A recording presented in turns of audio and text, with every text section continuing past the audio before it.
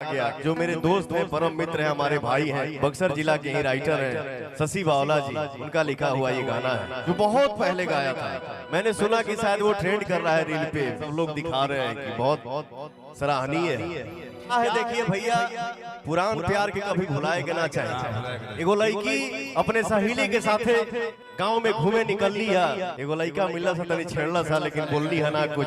तो सहेलिया कहलिया से काहे बोलत नहीं किस रे एकरा के, वो कहली है डांट दी ही कैसे, अरे संहतिया पुरान हो, डांट दी ही कैसे, डाटा तरीका। अरे हमारा जाई मार दिया, ठीक नहीं। डांट दी ही कैसे, अरे संहतिया पुरान हो, दहिए हमार बाकी दहिए पावर स्टार के ये सॉन्ग जोन की बाकी काफी ट्रेंडिंग करता है, ट्रेंडिंग करत रहे। पावर स्टार भोजपुरी के नंबर 1 कलाकार हैं और पावर स्टार के ये जोन गाना बा कि पूरा इंस्टाग्राम से धैले, यूट्यूब फेसबुक पर पूरा ट्रेंड में चलता।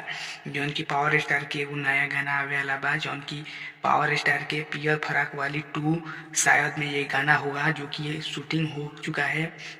पावर स्टार का जरूर आया होगा। ये जो तस्वीर देख रहे हैं, ये तस्वीर फिल्म जी म्यूजिक अवार्ड के है। तो पावर स्टार पवन सिंह पूरा धमाल मचावत रहे। पावर स्टार भोजपुरी के सबसे नंबर 1 कलाकार है। यही पावर स्टार तबाही पूरा यूट्यूब पर जब उनका गाना आ जाता तो खूब ट्रेंडिंग लिस्ट में अपन धाक जमैले रहता। पावर स्टार के मूवी आवे लगता, लोग देख मेरे नया लुक हो। पावर स्टार जो मूवी पावर स्टार की आई जो होली पर रिलीज हुई था, लोग देख के मिली बहुत बेहतरीन मूवी हुई। पावर स्टार रहेंगे धमाल पूरा मचावत रही है।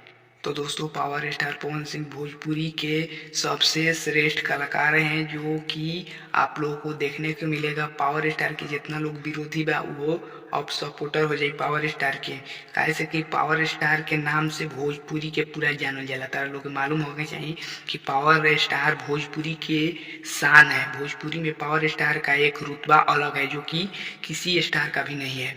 पावर स्टार भोजपुरी के सलमान खान कहे जाते हैं, क्योंकि भोजपुरी में पावर स्टार के साथ जो हीरोइन काम कर दिला लो वो फेमस हो जाला लो। पावर स्टार भोजपुरी में यही उनकर धाक जम रही है। यही पावर स्टार सुरों के बादशाह हैं और यही